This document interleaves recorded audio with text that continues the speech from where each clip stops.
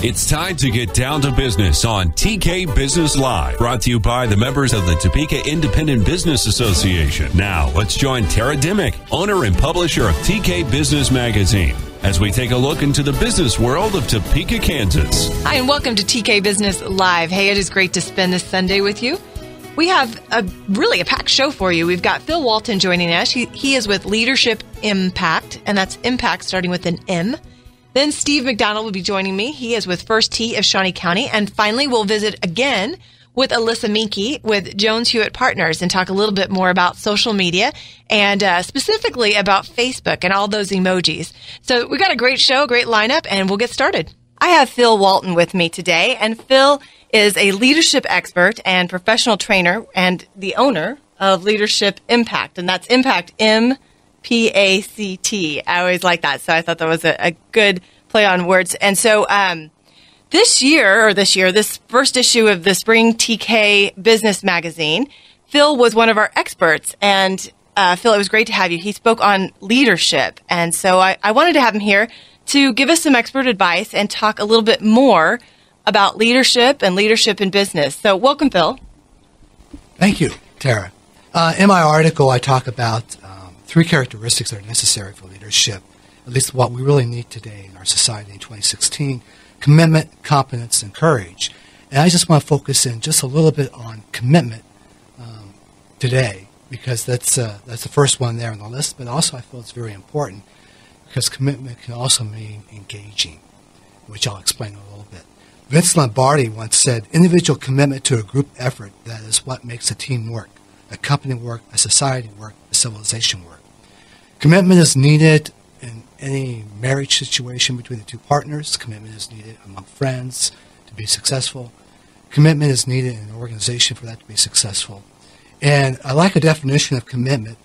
I found that's a very short definition. It says commitment is dedication to a particular organization, cause, or belief, and the willingness to get involved. But why do we need commitment? Why does a business need commitment from its employees? Why does a leader in business need to be committed to its employees?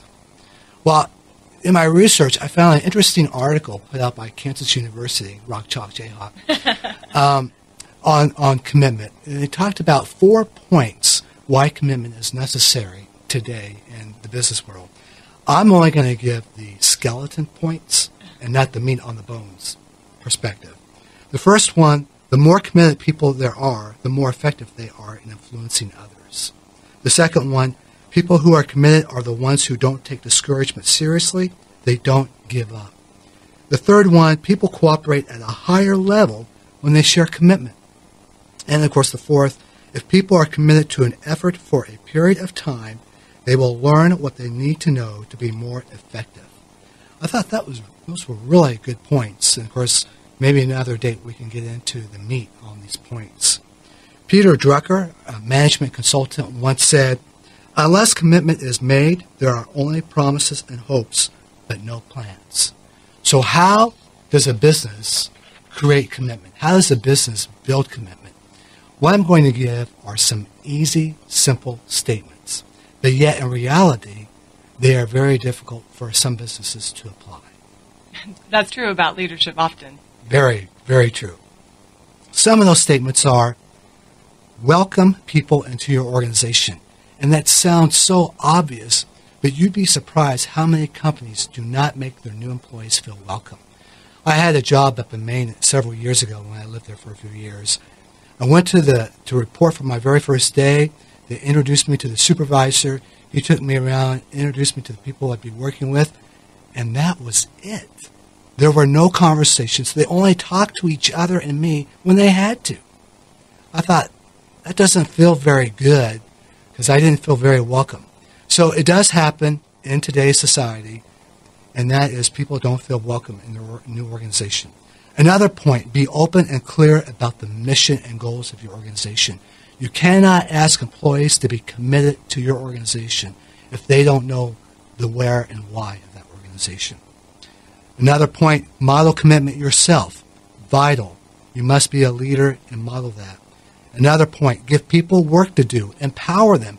Don't give them just silly tasks to fill their time, but give them something of value to do. And related to that, pick out the right level of challenge for people. And what that means, if Joe and Amy are in the same room and there's a task that has to be done, Amy has the abilities and the skills to do that task, but Joe does not, you do not want to give that task to Joe and set him up for failure. When people fail at their task, they don't feel very committed to the organization. Also, build an organizational culture in which staff, and in the case of nonprofits, volunteers and members appreciate and respect each other. This is easily said, but made or done very much with difficulty, because you have to change the mindset of the culture to see that happen. And in organizations, particularly large organizations, change does not come very well or very easily. And tied into that, listen, and listen. I hear myself talk. I can hear you talk. But listening involves analyzing that talking. It involves thinking about what they're saying. It involves responding to what they're saying. So listen is very important. Also support people's leadership. If someone exemplifies leadership qualities, but they're not necessarily in a leadership position, we still need to support them in those leadership qualities. And that's very important. Finally, celebrate the employees and the successes. Sort of ties into appreciate and respect each other. When I said appreciate and respect in that organizational culture, that does not mean top down. That means across the board to coworkers as well. In this case, celebrate the employees and the successes. That means top down. It has to come from the top, where people are celebrating the successes of teams and they're celebrating and appreciating the employees' contribution to what they've done. Donald Johansson once said, one has to devote oneself to a particular pursuit. To be successful at anything, you have to make a total commitment to it. And my question to business leaders and business owners who might be listening to this broadcast, a couple questions. How do you build commitment? What do you see are essential steps that need to be taken to build that commitment? I like this one quote. Employees who are engaged in their work and committed to their organizations give companies crucial competitive advantages. That includes higher productivity and lower employee turnover. And that's the bottom line. And I think everybody should be looking at it. Well, that is excellent advice, Phil. And Phil, I mean, we just got into one of the areas of leadership that you talked about in the piece. You talked about competence and courage as well. And so how does someone find out more about the work that you're doing with Leadership Impact? I know you have some events that go on. Where can they find out more information? Well, they can contact me at pwalton@leadershipimpact.com, and just a reminder, drop the I on impact. They can also go to my website, leadershipimpact.com, and contact me through there. Or they can contact me by phone, 785-249-0846. I'd be more than happy to answer their questions. Thank you so much, and thank you for being a part of the spring issue of TK Business Magazine. I've gotten tons of comments about it and lots of great feedback on the issue and on the experts. And so, again, go to Leadership Impact, that's MPact, drop that I.com. And learn more about what Phil Walton is doing and a little bit more about his company and how maybe you can attend one of the events that he has going on here in Topeka. Phil, thank you for joining me. What is TIBA? TIBA is advice and support. TIBA is information and education. TIBA is a voice for small business. My name is Tim Royer, and I work for Fidelity State Bank and Trust as a commercial officer. The exposure that I have to people thinking differently than the way I think about my job, just seeing the perspective from somebody else's point of view, is enormously beneficial. The Topeka Independent Business Association is strong because of its members. Become a member today by visiting topekatiba.org. I have Steve McDonald with me. Welcome, Steve. Hello. And I got to meet Steve through First Tee. That's right here in Topeka. And he introduced himself to me, but he has such a great past of all these things you've done and this history with golf. So I'm not even going to try. Tell us a little bit about yourself and what you've done in the PGA and also now what you're doing with First Tee. And then we're going to get some golf tips from you too. Well, thank you very much. I'm Steve McDonald, a 27-year member of the PGA of America, native to Pekin, that just moved back from West Palm Beach, Florida, to accept the position of program director for the First Tee of Shawnee County. Well, we're glad to have you back in Topeka. Well, thank you very much. I'm glad to be here. It's an honor. And it's getting warm, so you won't be missing Florida so much, right? The springtime is here. The springtime is here. All right, so tell us just a little bit about First Tee, and then I'd love to hear a little bit about tips, because, you know, I'm a wannabe golfer, I'll be honest. I want to be a golfer because I know it's important. I know things happen on the golf course, and those conversations happen on the golf course. And if you're not a golfer, you're not privy to those. And I also, you know, a lot of things happen at golf tournaments where people get to know each other and partnerships happen, as well as just sales happen. And I don't even necessarily know the etiquette of it all. You know, I try. But I'm pretty sure I've walked in front of somebody I shouldn't have walked in front of. I'm pretty sure I've crossed a ball line. I'm pretty sure I've done about everything you can do wrong. I'm pretty sure I've talked at some time I wasn't supposed to talk. So tell us about First Tee, and then give us some tips. Well, the First Tee of Shawnee County, the mission is to provide educational programs to the youth of Shawnee County and to develop life skills and healthy habits and good choices through the game of golf. Yeah, and, you know, take a moment, because you told me, you know, we sat down, gosh, it's been weeks now, but we sat down and talked about the relationship that golf has with youth development and how there's such a great correlation. Can you talk a little bit about that? Sure. There's inherent values that come with the game of golf: honesty, integrity, sportsmanship, responsibility, respect. That's a pretty judgment, good list. Confidence, courtesy. And those values that come through the game of golf are very important to developing our youth throughout the United States, and especially here in Topeka and Shawnee County.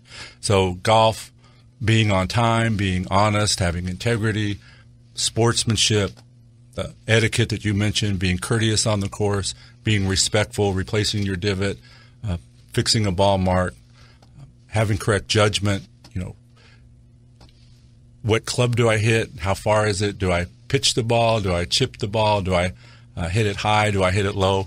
Right. All those things come into play that golf just inherently teaches those great values. So as business people, I mean, those are all great values for business people to be, you know, thinking of. And you know, one of the things I think we've talked about before is the character of a person. You can see it when you're playing golf with them. Absolutely. If you play 18 holes of golf with a person, you're going to spend roughly 4 hours with that individual. Maybe that's why I haven't played golf. Nobody wants to spend 4 hours with me. You can play 9 and just do 2 hours. Okay. I think somebody can stand me for 9. But either one of those scenarios, you're only playing a few minutes worth of golf shots. So there's a lot of time in between shots to really get to know a person and to see how they react to different situations. So what tips would you have for someone who maybe is new to golf or even has been in golf quite a bit, and how they can make it much more fruitful for them in regards to business? Well, that's just it. First of all, keep it fun and not be too hard on yourself. Don't throw your golf club? Is that what you're trying to tell me? Control your anger. This is one of the reasons I don't golf. I have a little bit of a competitive edge. It's not really against anyone else. It's really just towards myself. But, yeah, nobody needs to see that temper flare. Right. Well, that's just a few of the things. Show up on time. Have a few business cards. Don't get into the business aspect of it right away. Be patient. Give yourself 4 or 5 holes. You got 4 hours. You can. Yeah. So start off with just some light conversations, keeping it fun, and then 4th or 5th hole, you know, maybe introduce what you want to speak of in terms of the business aspect of it. Right. So there really is an opportunity there. I think sometimes people actually do miss that opportunity. They get uncomfortable with. I hear it often when I talk with people about sales and even fundraising that, well, they're my friend then, and so I don't feel comfortable closing the deal anymore. Just remember you have plenty of time during the round of golf, and make sure that you plan to spend some time afterward, either at a happy hour or the 19th hole, that you can go back and talk about the things that you wanted to bring up as you played. Right. So what are some of the things that you've experienced that have maybe been like, why do you love golf? What is it that keeps you connected to golf? Well, just the outdoors and the exercise and the camaraderie and the ability to not really rely on somebody else to have a game of golf. You can practice on your own. It's an individual sport, but it's also a team sport, plus the love of the game that was nurtured in me in an early age just to really enjoy the sport itself. Right. So how do you help someone learn the sport? You know, if it's someone like me who, I mean, I know golf enough to probably, you know, get through a scramble. That's about the extent of my, and only because maybe I'm actually decided to sit on the golf cart for the rest of the 9 holes because I've gotten tired after 9. So how would someone like me be able to get into golf and really enjoy it? How do we make that transition from sitting in the golf cart to actually golfing? Well, the best advice I could give you is start at the hole and work your way back to the tee. Okay. So start taking baby steps first. Learn how to putt and then chip and then pitch. That's called the short game of golf. And master those skills first. So become a really good putter, and you'll be asked to play in a scramble all the time. People will be happy to have me. Exactly. I won't just be an extra shot. So that's just a short little stroke, and then make your stroke a little longer, and then take it off the green a few feet, and learn to chip and run the ball, and then a few more yards back and learn how to pitch the ball, and then go to 50 yards and make a half swing or an abbreviated swing where you're actually making your body rotate and move to a balanced follow-through, and then take on the full swing. That's great. Okay, so I want to talk about one more thing while I've got you here, and then we'll have you come back and we'll talk some more tips. What about women in golf? Have you noted? Do you notice something with women in golf with the girls that are in first tee? What do you see with that? Well, I'm glad you brought that up because of the 172 chapters in the first tee worldwide, the first tee of Shawnee County is the leader in percentage of female participants, basically due to the participation of our 501 Topeka 501 school district and our national school program and our after-school program. So that gives us a great opportunity to start to develop some young girls in the game of golf. The statistics, however, show that there's a lot of attrition. There's an attrition rate. Girls get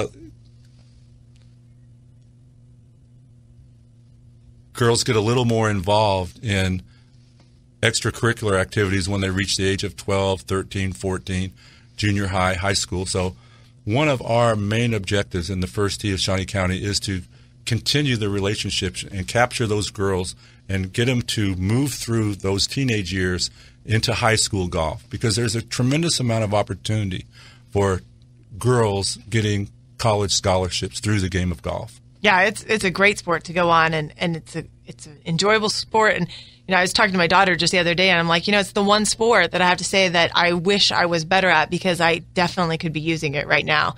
Not all the sports continue on as you get older. I mean, we may try, but we don't always succeed. My husband actually, we make jokes. He likes to do motorcycle riding and motocross type of things, and we just talk about the hospital visits. We don't talk about trophies. We talk about, are we going to celebrate at the hospital or not? Because our bodies just aren't made to do that. But golf is just got this great longevity for the rest of our lives.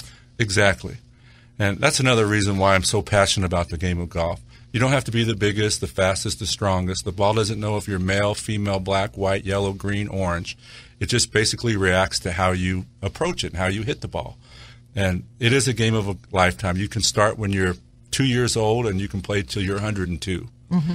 In terms of women in the game of golf, in the sport of golf, it is the fastest growing market that the game has seen, because traditionally golf is a male-dominated sport.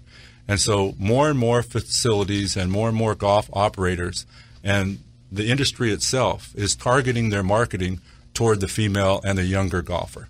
Well, that's exciting. I think of Great Life here and the fact that we actually have, because we're in Topeka, we have this great opportunity to have that golf and fitness for a really good price, to be able to teach kids how to golf. And then on top of that, you've got these programs like First Tee, where we've got great programming going on, where they're teaching kids such great life lessons while we're teaching them about golf. So, Steve, I'm going to have you come back, and we're going to talk in the future about some other golf tips. So I just want to thank you for being here and for joining us on TK Business. Well, you're welcome, and we'll see you on the short grass. All right.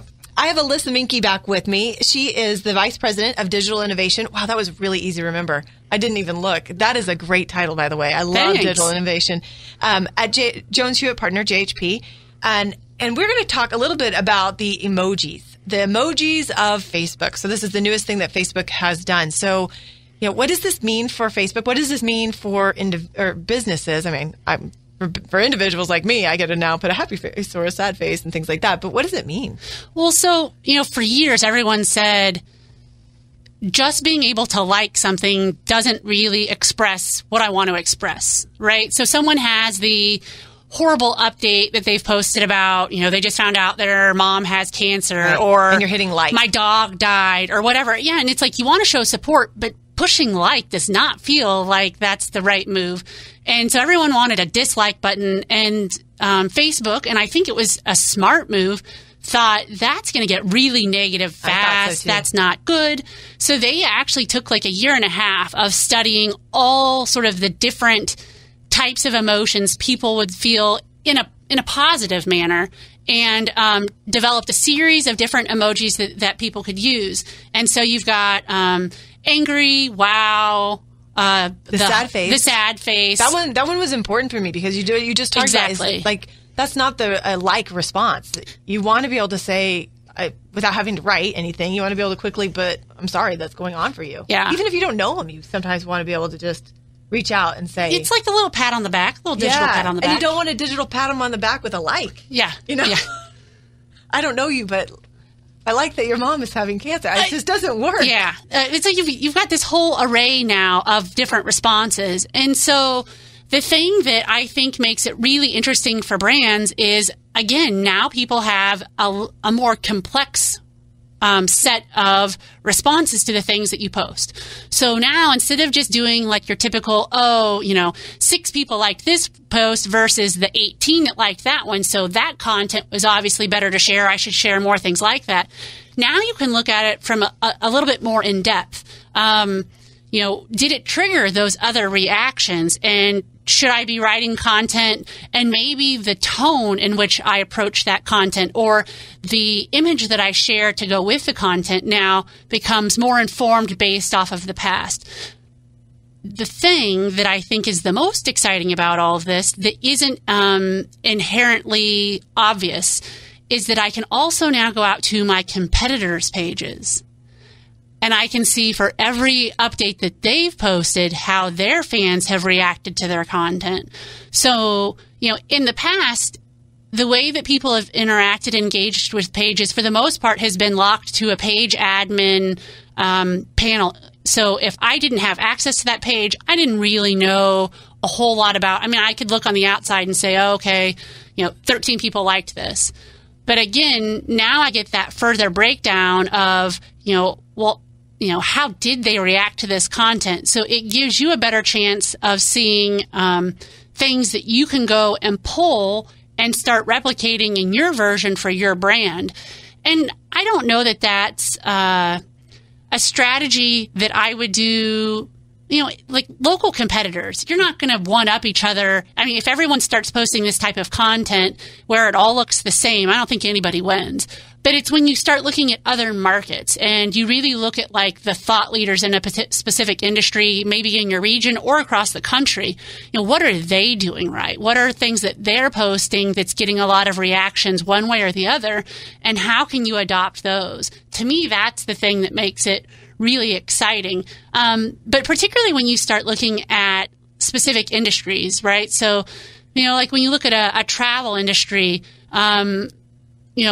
what do people love? What do they like? What makes them happy? What makes them laugh? Those are all very important emotions that can trigger that, okay, I really need to go there. And what I think you'll start to find is that while you're seeing all of this data, Facebook is also compiling all this data. And at some point, I'm willing to put money on we will be able to start buying Facebook ads, boosting Facebook posts based off of how people have reacted to the comments and which emojis they chose to use. So I think it's really good for brands to study and understand the things that they're posting and how their audiences are likely to react or not react. I think there are some brands, maybe with older audiences, that won't have a whole lot of reactions for a while because it's still new. And it's not something that, like when I first started talking to my parents about it, it wasn't intuitive to them. They didn't get it. They didn't understand why they needed to have options. Right. And so I really had to kind of talk through the different examples. And then they're just like, oh, well, okay, that makes sense. How exactly do I do that? Because they're not necessarily, not everyone is interested in going out and experimenting with what's new and different. It's really once they stumble across it and they see it in a context that makes sense for them before they're going to adopt it as part of their regular practice. Well, and I guess another thing I look at it is it takes a moment more. So, it's not like you can just hit like. You have to hold it, and then you have to choose it. So you're spending, because every second counts, you're spending time to make a decision that's more than just hitting like. Okay, that was kind of cool. I liked it. Moving on. But to actually take the time to choose one of them, and maybe even just the time to consider, well, which one do I want to choose? Is it this one or is it this one? That's all time spent on your brand. Yeah, and I do think that people will do that because when I make that selection and I pick one of those, my name is now associated with that, right? So people are going to be able to go in and see, how did Alissa react to this piece of content? And so there is going to be that second of, because we all do it, like, that initial gut reaction, and then it's okay, is that really what I want the public to see with my gut reaction? And those are all things that I think are very powerful. And again, Facebook's going to collect all of this information, so it's only going to enrich the opportunities that we have to reach those people down the line. And I don't know what what type of time frame they will need to collect things, but I'm assuming that we are not looking at like a year down the road. Not with as much data that comes in. I mean, the only thing would be maybe looking at it over the first time period of it coming out where people are getting used to it.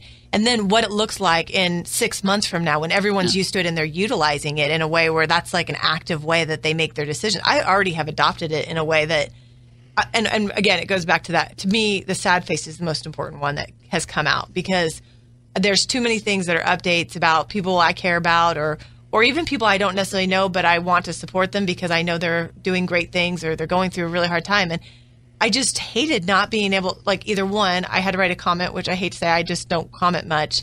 And if I do, it's because I really want to, or there's somebody who I really feel like I want to reach out to.